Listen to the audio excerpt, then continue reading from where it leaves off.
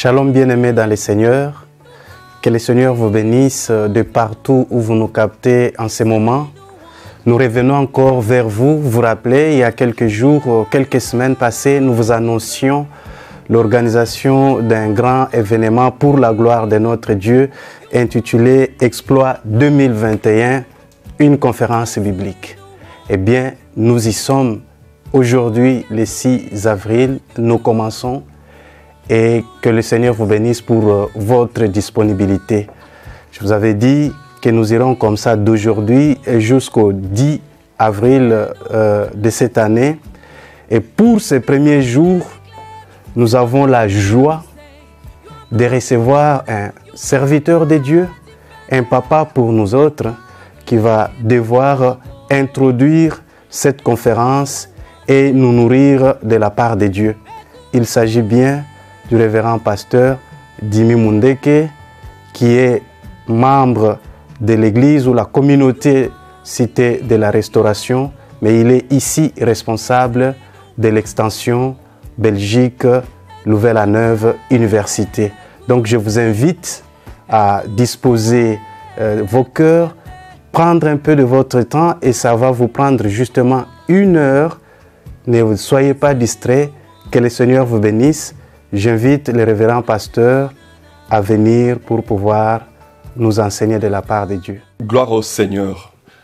Nous vous souhaitons la bienvenue à la conférence online Exploit 2021.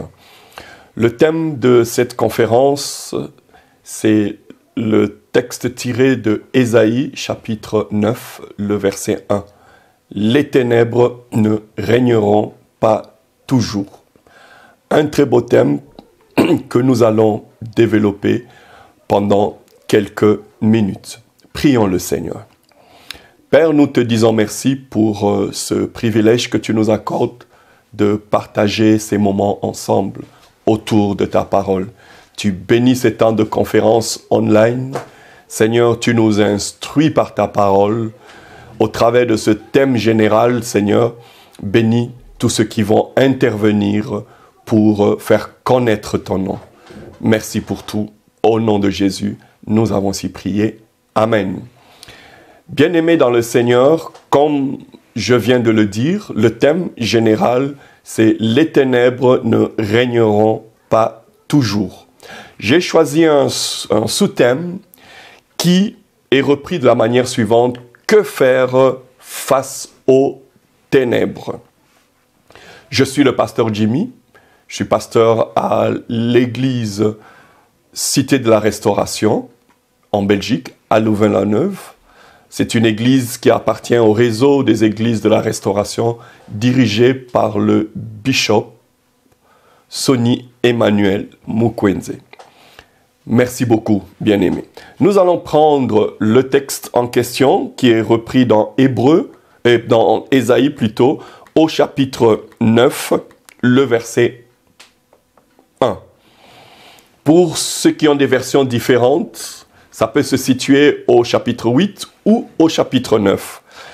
La version que j'ai, c'est repris au chapitre 9, le verset 1. Mais les ténèbres ne régneront pas toujours sur la terre où il y a maintenant des angoisses. Si les temps passés ont couvert d'opprobre le pays de Zabulon et le pays de Naphtali, les temps à venir couvriront de gloire la contrée voisine de la mer, au-delà du Jourdain, le territoire des gentils. Et le thème général est repris dans la première partie du verset 1. Mais j'aimerais que nous puissions lire le verset qui vient juste avant ce verset-ci, pour que nous puissions avoir une idée un peu de la réalité lorsque cette parole a été prononcée par le prophète Ésaïe. La Bible dit ceci, le verset juste avant. Prenons les 2-3 premiers versets avant ce verset que nous venons de lire. C'est dans Ésaïe chapitre 8, le verset 19 à 22. La Bible dit ceci, « Si l'on vous dit, consultez ceux qui évoquent les morts et ceux qui prédisent l'avenir, qui poussent des sifflements et des soupirs, répondez, un peuple ne consultera-t-il pas son Dieu? S'adressera-t-il aux morts en faveur des vivants? À la loi et au témoignage, si l'on ne parle pas ainsi, il n'y aura point d'aurore pour le peuple. Il sera errant dans le pays, accablé et affamé. Et quand il aura faim, il s'irritera, maudira son roi et son Dieu, et tournera les yeux en haut. Puis il regardera sur la terre, et voici, il y aura que détresse, obscurité et des sombres angoisses. Il sera repoussé dans d'épaisses ténèbres. Les textes précédents décrivent un peu le contexte dans lequel se trouvait Israël, et particulièrement le royaume de Juda. Pour la petite histoire, Ésaïe, c'est un prophète, comme les autres prophètes, et Ésaïe, c'est un livre qui a été écrit, qui reprend un tout petit peu les messages que Dieu a donnés au peuple d'Israël. Et les prophètes, ce sont des hommes que Dieu a suscités lors du déclin de la nation, ou bien lors de l'exil, ou bien au moment où ils rentrent de l'exil. Et Ésaïe avait une mission. Et cette mission que Dieu lui a confiée était une mission dangereuse et aussi parfois éprouvante. Mais Ésaïe a accepté d'assumer cette mission. C'était pendant une période très difficile. Les prophètes étaient envoyés dans des moments très critiques. Et vous savez, lorsque vous recevez un message de la part du Seigneur dans une situation difficile, critique, il est parfois difficile que ce message soit accepté par les personnes concernées. Dieu a donné un message à Ésaïe. C'était pendant une période critique, une période très difficile. Mais néanmoins, il a accepté d'assumer sa mission. Après que Saul ait dirigé le royaume d'Israël, David a pris la relève, et après David, il y a Salomon qui a pris la relève, et juste après la mort de Salomon, Israël s'est divisé en deux. Il y a eu Roboam qui a pris le règne de Juda, et Jéroboam a pris le règne d'Israël. Et ce message concerne la partie de Juda qui avait pour capitale Jérusalem. Et l'autre partie, Samarie, avec les 10 tribus, avait pour capitale, comme je viens de le dire, Samarie. Ils étaient divisés, ils étaient séparés. Et après cette séparation, tous les deux royaumes, ça n'allait pas bien. Et ici, Ésaïe nous parle du royaume de Juda. Cette partie qui a vécu des moments très difficiles. Après la division, les deux royaumes ont vécu sous tension. Presque pendant 200 ans, ils étaient séparés. Et ce royaume de Juda, ils ont vécu des moments tout à fait difficiles parce que les Syriens se sont coalisés avec ceux du royaume d'Israël pour venir attaquer Juda. Imaginez-vous, votre frère, il se coalise avec des étrangers pour venir vous attaquer. C'était un peu une situation très difficile. Il s'est coalisé avec les Syriens pour les attaquer. Et comme cela ne suffisait pas, les Assyriens aussi sont venus pour envahir le royaume de Juda. En plus de l'idolâtrie et mélangé avec la désobéissance de l'Éternel, ce royaume de Juda vivait des moments difficiles, des ténèbres, alors des véritables ténèbres. C'était une période sombre pour cette partie du pays. Le Zabulon et puis Naphtali, comme le texte le dit. Et ces événements ont été tellement déprimants que le peuple vivait presque dans des ténèbres. Bien-aimés, il peut arriver que vous puissiez vous retrouver dans votre vie dans une situation où vous ne savez quoi faire. Il y a des conflits, il y a une mésentente, c'est une période difficile, comme actuellement nous traversons une période particulière en ce qui concerne l'humanité, particulièrement le monde. Nous sommes en période de confinement pour certains, où il y a un petit virus qui n'est pas visible à l'œil nu, mais qui est en train de terrifier des nations. L'économie des nations sont en train d'être détruites, des hommes sont en train de déprimer, des foyers sont en train d'être divisés, et l'Église aussi est en train de vivre des moments très difficiles. Bien-aimés dans le Seigneur, peu importe la situation dans laquelle vous vous trouvez, peu importe le monde dans lequel il se trouve en ce moment, il y a une parole que Ésaïe a reçue de la part du Seigneur, du moins en son temps. Mais cette parole est aussi vraie et aussi valable pour chacun d'entre nous. Les ténèbres ne régneront pas toujours. Face à ce thème, nous nous posons la question, mais que devons-nous faire face aux ténèbres? Oui, est-ce une affirmation? Les ténèbres ne régneront pas toujours. Ou bien c'est un ordre que Dieu donne. Dieu dit que les ténèbres n'ont pas le droit de continuer à régner. Est-ce Dieu parle aux ténèbres qui sont là d'une manière présente, ou bien Dieu est en train de donner une parole à son peuple? Bien-aimés dans le Seigneur, peu importe, mais la Bible dit ceci, que les ténèbres ne doivent pas régner.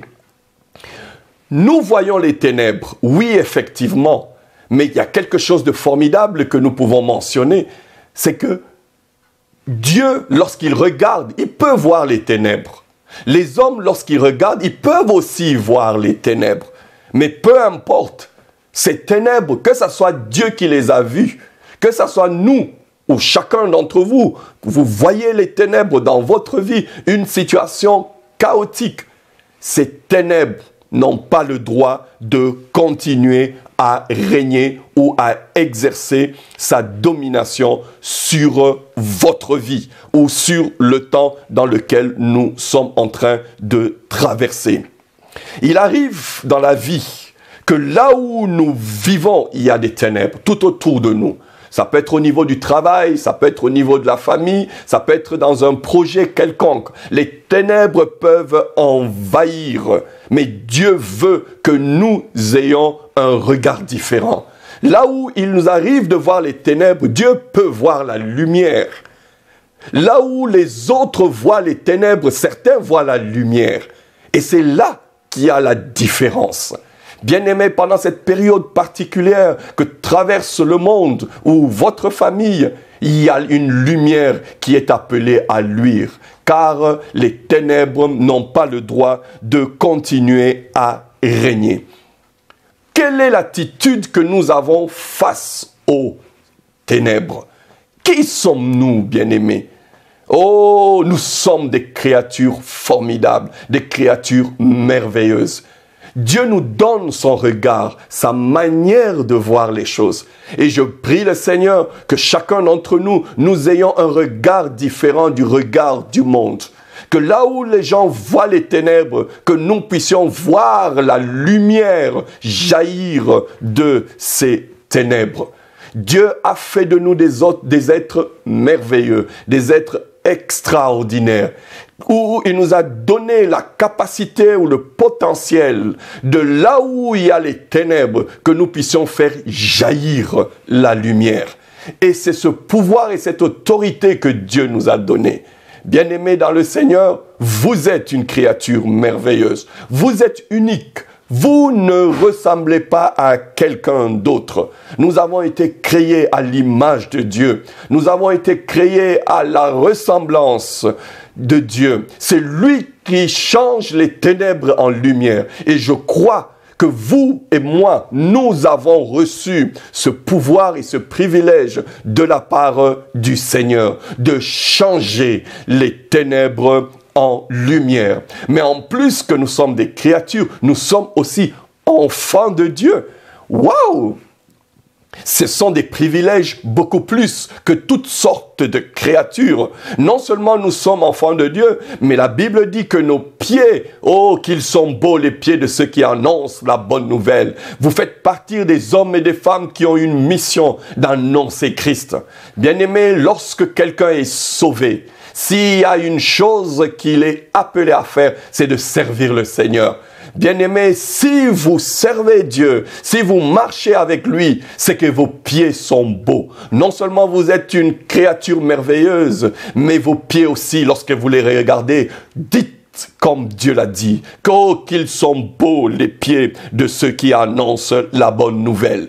Vos pieds doivent vous conduire dans des endroits où il y a des ténèbres, non seulement pour que ces ténèbres demeurent ou restent, mais Dieu va conduire vos pieds pour que là où il y a les ténèbres, que la lumière puisse jaillir. Bien-aimés dans le Seigneur, où vous êtes, ce que les autres disent que vous êtes, ou bien nous sommes ce que Dieu dit que nous sommes. Dieu nous dit que nous sommes capables de changer les ténèbres à la lumière. Dieu dit que nous sommes la lumière du monde, nous sommes le soleil, c'est-à-dire là où nous arrivons, s'il y a des ténèbres, nous avons le pouvoir d'éclairer ces ténèbres afin que ces ténèbres se dissipent pour que la lumière puisse jaillir. Au fait, les ténèbres, c'est l'absence de la lumière. Mais les ténèbres ne régneront pas toujours. Je suis très impressionné, où il y a une attention particulière sur le mais. Mais. Est-ce une opposition? Est-ce une précision? Ou bien une correction par rapport à ce qui a été dit? Ou c'est un ordre? Bien-aimé dans le Seigneur, peu importe qu'il y ait des ténèbres, la Bible désire que chacun d'entre nous, nous puissions comprendre que la lumière est appelée à jaillir. Peu importe qu'il y ait des ténèbres, que ce soit que les hommes aient provoqué ces ténèbres, que ce soit Dieu qui ait dit qu'il y a des ténèbres, la solution est la même. La lumière est appelée à jaillir. Bien-aimés dans le Seigneur, nous sommes là. Nous passons par des moments tout à fait particuliers, des moments spéciaux. Peu importe. Lorsque l'on dit « mais », c'est qu'il y a une négation. Pour toute chose négative, il y a toujours une possibilité de « mais ». Il y a toujours une possibilité de « mais ». Israël était dans les ténèbres, mais qu'est-ce qu'il fallait faire? Peu importe. Dès le moment que la Bible dit « mais », c'est qu'il y a une solution. Face aux ténèbres, que devons-nous faire? Nous pouvons rester là en train de pleurer. Certains restent pleurer lorsqu'il y a des ténèbres, lorsque ça ne va pas, dans la famille, dans le travail, dans sa propre vie. C'est aussi une des solutions que vous pouvez peut-être que vous pouvez apporter. Mais la grande question, pleurer va changer quoi? Le pleurer ne va pas apporter la lumière. Certains pleurent, mais d'autres restent dans les ténèbres. Il dit, je ne peux rien faire face aux ténèbres. D'autres, ils étudient les ténèbres. Quel type de ténèbres dans lequel je me trouve? Peu importe, bien-aimé, vous pouvez passer toute votre vie en train d'étudier ces ténèbres, mais ça ne va pas faire à ce que la lumière puisse éclairer et que les ténèbres se dissipent. D'autres personnes, ceux qui ne veulent peut-être pas pleurer, ceux qui ne veulent pas rester dans les ténèbres, ceux qui ne prennent pas le temps d'étudier ces ténèbres, ils peuvent se dire, bon, j'attends jusqu'à ce que les ténèbres vont se dissiper. Bien-aimés dans le Seigneur, si vous attendez que les ténèbres se dissipent de soi-même, il est fort possible que vous puissiez attendre longtemps. Dieu désire que nous puissions comprendre que même si les ténèbres ont fait 1 année, 2 ans, 3 ans, il est temps que les ténèbres se dissipent. Il est temps que les ténèbres puissent arrêter leur domination ou leur règne. Bien-aimés dans le Seigneur, n'attendez pas que les ténèbres se dissipent. Nous sommes dans une période où il y a le Covid. Le Covid peut passer ou pas passer. Bien-aimés dans le Seigneur, j'aimerais que chacun d'entre nous puisse comprendre que ça passe, que ça continue. Nous sommes appelés à briller. Nous sommes appelés à éclairer. Nous sommes appelés à être une lumière dans cette nation, dans votre famille, dans votre milieu de travail. Dieu désire que vous puissiez éclairer et que les ténèbres puissent se dissiper. Avec la pensée de la nouvelle alliance, nous avons besoin de comprendre que nous sommes la lumière. Les ténèbres, elles peuvent se dissiper, comme elles ne peuvent pas se dissiper. Mais si nous arrivons dans un endroit où il y a les ténèbres sont appelées à se dissiper. Si les ténèbres couvrent les autres, Dieu veut que nous soyons la lumière qui brille dans les ténèbres. Les ténèbres, ça couvrait tout un territoire. Mais dans ce territoire, il y avait beaucoup d'hommes. Oui, le message, lorsqu'il a été donné, ça concernait tout le peuple de cette contrée, de cette partie. Mais dans le cadre de la nouvelle alliance, même si les ténèbres couvrent toute la surface de la terre, mais sur vous, sur moi, sur chacun d'entre nous, Dieu a prévu une possibilité que nous puissions briller même en pleine ténèbres. Et cette pensée de la nouvelle alliance, Ésaïe l'a eu lorsque vous êtes dans le chapitre 60, toujours dans Ésaïe, le verset 1 à 3. La Bible dit ceci: « Lève-toi, sois éclairé, car ta lumière arrive, et la gloire de l'Éternel se lève sur toi. Mais voici, les ténèbres couvrent la terre, et l'obscurité les peuples, mais sur toi se lève la lumière. » Bien-aimés, nous sommes appelés à faire la différence. Là où il y a les ténèbres, même si dans ta famille, il y a les ténèbres, mais vous êtes la personne que Dieu a choisie pour faire briller la lumière dans votre famille. Même si dans le milieu du travail, il y a les ténèbres, l'Éternel vous a choisi pour que vous soyez celui qui va faire dissiper ces ténèbres. Nous sommes des hommes et des femmes en qui Dieu fait confiance. Et il nous a donné ce pouvoir, il nous a donné cette possibilité que nous brillions, que nous communiquions la lumière là où il y a les ténèbres. Bien-aimés, j'ai une bonne nouvelle. Nous sommes des hommes de possibilités. Nous sommes des hommes que Dieu a choisis pour que nous puissions briller. Briller, oui, briller. Que nous puissions apporter la lumière. Face à ces ténèbres, que devons-nous faire? Aujourd'hui, je n'ai peut-être pas une solution spéciale à vous apporter, mais nous en avons, il y a 2 options. Ou bien nous cherchons une solution pour faire dissiper les ténèbres, et ça, beaucoup d'entre nous, nous pouvons le faire. Actuellement, il y a le Covid. On peut assimiler cela à un temps de ténèbres qui couvre le monde, les nations, les économies, sur le plan social, les familles. Mais bien-aimés dans le Seigneur, nous sommes à la recherche de la solution. Oui, pour que ces ténèbres se dissipent, nous avons 2 options. Ou nous cherchons une solution pour que nous puissions exécuter cette solution. Le fait de dire chercher une solution, ça veut dire c'est une solution que quelqu'un a déjà trouvée. Oui, quelle est la solution que je peux trouver pour que les ténèbres se dissipent ou pour que je sorte de cette situation? Beaucoup d'entre nous, il nous arrive de partager les ténèbres, de partager les problèmes que nous rencontrons dans la vie. Il nous arrive de partager les difficultés que nous avons, que nous rencontrons. Oui, c'est bien, nous pouvons le faire. Et venir appliquer une solution que quelqu'un d'autre a appliquée dans sa vie, dans les mêmes circonstances que nous. Et lorsque nous allons les appliquer, nous allons trouver la solution. Ça, c'est une des choses que nous pouvons faire. Nous sommes dans une période où il y a le Covid. Bien-aimés, c'est un événement qui a surpris le monde.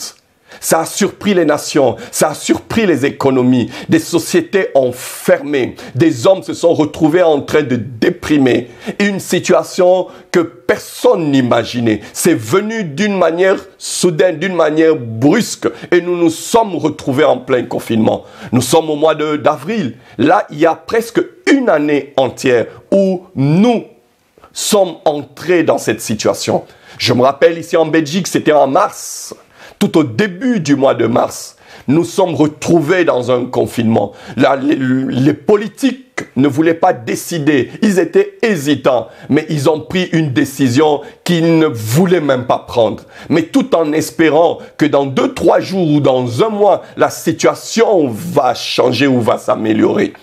Mais grande est notre surprise que depuis mars de l'année 2020, jusqu'à aujourd'hui, la situation n'est toujours pas sous contrôle. Ce virus est en train de détruire des vies, de détruire des économies. Et nous ne savons pas vivre comme cela était le cas auparavant. Bien-aimés dans le Seigneur, cherchons une solution. Mais il peut arriver que nous continuions à chercher la solution. Nous ne la trouvons pas. Alors, si nous cherchons une solution que nous ne la trouvons pas, il y a une deuxième possibilité, c'est de créer une solution.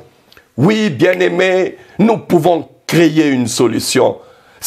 Créer une solution, c'est appliquer une solution qui n'a jamais existé, qu'on ne connaît pas. Bien-aimés, face à ces ténèbres, face à ces temps difficiles, il y a toutes sortes de solutions que les gens ont essayées, que les économistes ont essayé de parcourir des bibliothèques et des bibliothèques pour voir comment les gens ont réglé les problèmes dans une période telle que nous sommes en train de la traverser.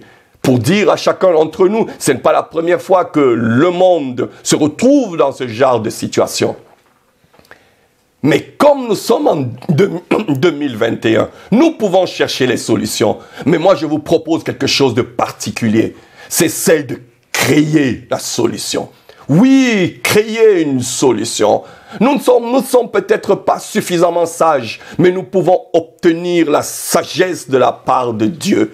Dieu peut nous inspirer. Dieu peut nous donner une orientation pour que nous puissions appliquer une solution qui n'existe pas encore, qui n'a pas encore existé. Oui, le Dieu que nous prions, le Dieu que nous invoquons, il est un Dieu qui a une sagesse infiniment variée. J'aime ce texte lorsque l'apôtre Paul dit dans Éphésiens chapitre 3, le verset 10, il dit « Afin que les dominations et les autorités dans les lieux célestes connaissent aujourd'hui par l'Église la sagesse infiniment variée de Dieu. » Waouh!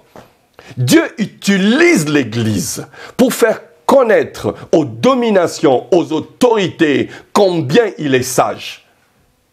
Effectivement, c'est pour cela qu'il a eu une idée géniale, c'est de créer l'Église. Au fait, l'Église est un instrument entre les mains de Dieu pour faire connaître aux dominations et aux autorités la sagesse de Dieu. Dieu est non seulement sage, mais il est infiniment sage. Non seulement il est infiniment sage, mais il est infiniment sage. Et puis cette sagesse infinie est aussi variée. Oh, qu'est-ce que c'est exactement?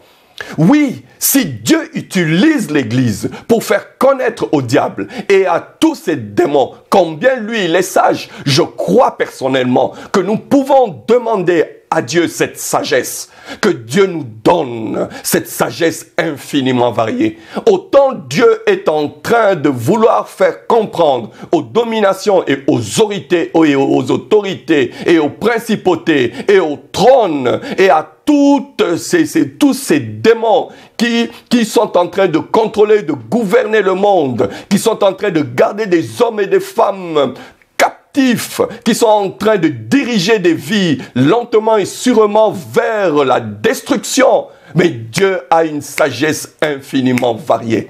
Oui, si Dieu veut le faire pour prouver à toute cette cohorte des démons que le Satan est en train de diriger, je crois que Dieu désire aussi que nous, en tant qu'enfants de Dieu, que nous puissions avoir cette sagesse infiniment variée pour que les hommes avec qui nous vivons, ceux qui nous entourent, qui cherchent des solutions à cause des ténèbres qu'il y a et qui ne les trouvent pas, que nous soyons l'homme, la femme qui apportera la solution aux problèmes ou aux difficultés que nous sommes en train de traverser actuellement ici dans le monde. Bien-aimés dans le Seigneur, si vous êtes économiste, oh, je prie le Seigneur que Dieu vous donne sa sagesse infiniment variée pour que vous soyez la solution aux problèmes économiques. Si vous êtes travaillé dans le domaine social, je prie le Seigneur que Dieu puisse vous donner la sagesse infiniment variée pour que vous soyez celui qui va proposer une nouvelle solution qui n'a jamais existé et que vous trouviez la solution pour que la lumière puisse luire. Bien-aimé dans le Seigneur, je le crois au plus profond de moi. Et c'est pour cela que j'aimerais que nous puissions prendre ce petit moment de prière. J'aimerais que vous puissiez inclure dans vos temps de prière cette petite prière, celle que nous pouvons faire ressortir de ce texte de Éphésiens chapitre 3, le verset 10. Si les dominations et les autorités doivent connaître, alors nous, les hommes avec qui nous vivons, ils doivent connaître. Oui, j'aimerais qu'ils connaissent. J'aimerais que la solution puisse venir au travers de vous. La solution du Covid vienne au travers de vous. Si ça a affecté un domaine dans votre vie, le domaine des relations, le domaine économique, le domaine social, le domaine des recherches, peu importe, bien-aimés dans le Seigneur, que vous soyez la personne par qui la solution va venir. Oui, le Dieu que nous servons a fait de nous des hommes et des femmes de possibilités. Bien-aimés, je sais que vous cherchez la solution. Vous voyez homme de Dieu après homme de Dieu, des experts après experts. Vous côtoyez, vous cherchez, oui, vous suivez des vidéos, oui. Ne pouvez-vous pas dire, comme Dieu manifeste sa sagesse infiniment variée, je préfère demander à Dieu qui me donne cette sagesse infiniment variée dans le domaine dans lequel j'évolue, dans le domaine dans lequel j'étudie, dans le domaine dans lequel je fais les recherches, dans le domaine dans lequel je me trouve en ce moment. Bien-aimé, cette sagesse infiniment variée, Dieu veut la partager avec chacun d'entre nous. Au travers de cette conférence d'Exploit 2021, je prie Dieu que Dieu vous donne cette sagesse infiniment variée. Comment mettre ça en application? Prenez du temps, pas pour chasser les démons. Prends un temps de jeûne et prière.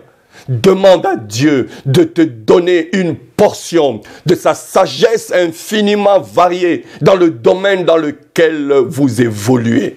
Et Dieu va vous le donner. Et les hommes vont vous poser la question, mais comment avez-vous fait pour voir cela? Comment avez-vous pu trouver la solution à ce problème? Mais d'où est venue cette idée, cette pensée? Qui t'a inspiré cela? Mais je ne savais pas que tu étais aussi sage et intelligent. J'étais loin de m'imaginer que de toi pouvait sortir quelque chose de merveilleux. J'étais loin de m'imaginer comme ce disciple qui disait, peut-il venir quelque chose de bon? Oui, bien-aimé, quelque chose de bon peut venir de vous. non seulement pour vous-même, même pour les autres. Bien-aimés dans le Seigneur, vous êtes la solution. Dieu veut que vous soyez la solution. Quel est le regard que vous avez? Voyez-vous les ténèbres? Ou vous voyez la solution au problème? Je prie le Seigneur que vous ayez le regard de Dieu. Oui, voyez les choses comme Dieu les voit. Voyez les choses comme Dieu est en train de les voir. Vous êtes la solution. Vous êtes la lumière qui doit briller dans les ténèbres. Car les ténèbres n'ont pas le droit de continuer à régner. Que faire face aux ténèbres? Face aux ténèbres, les ténèbres doivent quitter. Tant que les ténèbres ne sont pas parties, continuez à prier le Seigneur, qu'il vous inspire, afin que la prochaine découverte, que ce soit vous qui la trouviez. Dieu que nous avons, le Dieu que nous servons, c'est lui qui a toute la connaissance, qu'il vous donne une portion de sa sagesse, de sa connaissance infiniment variée, afin que vous soyez la solution. Prions le Seigneur. Père, je te dis merci. Oui, les ténèbres n'ont pas le droit de continuer à régner.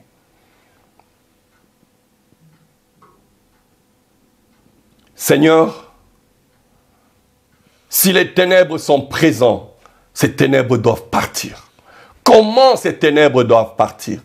Peut-être il nous est arrivé, Seigneur, de faire tout. De suivre des formations, de faire des recherches, de fouiller, de regarder des vidéos et des vidéos, de fouiller dans des livres. Oui, Seigneur, nous cherchons une solution pour que ces ténèbres se dissipent. Que ça parte, Seigneur. Père, mais je crois qu'il y a encore une autre possibilité. Celle de te demander la sagesse infiniment variée. Une portion de ta sagesse infiniment variée que tu as réservée à chacun d'entre nous. Seigneur, je te prie, ô Père, donne à ton peuple, donne à mon frère cette sagesse infiniment variée, afin que lui soit la solution, qu'il soit la solution, Seigneur, qu'il change le regard qu'il a, Seigneur, qu'il comprenne qu'il n'est pas ce que les autres disent que ce qu'il est, Seigneur, mais qu'il est ce que toi tu dis qu'il est. Seigneur, les ténèbres sont dehors, les ténèbres ne sont pas en nous, au nom de Jésus-Christ, en nous il y a la lumière, Seigneur. Je te prie, ô Dieu, que cette lumière qui est en nous, cette lumière puisse éclairer. Tu as dit dans ta parole, nous sommes la lumière du monde, Seigneur. En nous, il y a la lumière. Là où nous arrivons, c'est comme, Seigneur, un générateur. Oh Dieu, tant qu'il ne fonctionne pas, il ne peut pas produire la lumière. Mais dès le moment qu'il est mis en marche, les ténèbres sont dissipées. Seigneur, je te prie, oh Dieu, donne à mon frère, donne à ma sœur, donne à l'église, donne à tes serviteurs, à tes servantes, Seigneur. Donne-leur, oh Dieu, une solution qui n'a pas encore existé. Fais-leur connaître cette solution. Fais-leur connaître, donne-leur une pensée, donne-leur une idée, Seigneur. Car ceux qui vont trouver la solution au problème de l'humanité actuelle, Seigneur, c'est l'Église. Car la Bible dit ceci, la nature tout entière a été soumise à la vanité. Mais, oh Dieu, la création attend la révélation des fils de Dieu. Seigneur, je te prie, Père, que ton peuple se révèle, qu'il se fasse connaître dans le nom de Jésus-Christ, au travers la sagesse que tu leur donnes en ce moment, cette sagesse merveilleuse, cette sagesse infinie, cette sagesse infiniment variée. Seigneur, communique-le, donne-le à ton église, donne-le à ton peuple, donne-le à tous ces hommes et ces femmes qui me suivent en ce moment, Seigneur, afin qu'au Dieu, que eux soient la solution, que la solution vienne d'eux, dans le nom de Jésus. Papa, je te dis merci parce que tu nous aimes, tu nous as gardés sur cette terre afin que nous puissions briller. Et c'est pour un temps comme celui-ci, Seigneur, que tu nous as gardés sur terre.